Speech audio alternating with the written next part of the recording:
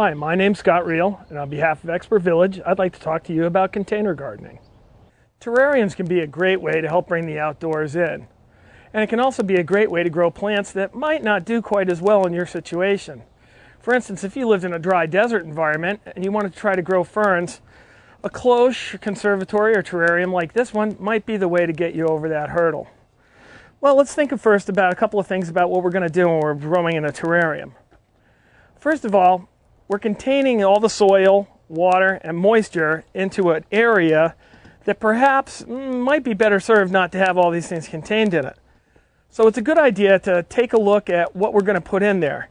In this case, for my substrate, I'm using a lot of pebbles.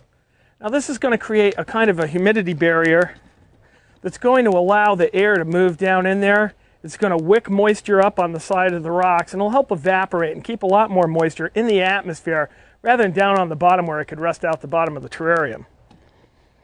Another thing that I want to think about is the plants that I'm going to put in here. It is going to be a more humid environment, and it would certainly be a hotter environment, especially if we put it in the full sun.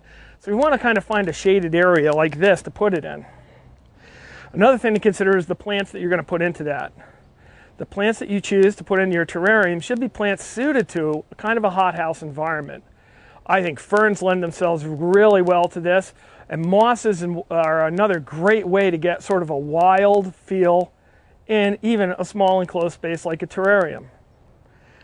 Once we get our plants selected and put together, it's time to start thinking about planting our terrarium.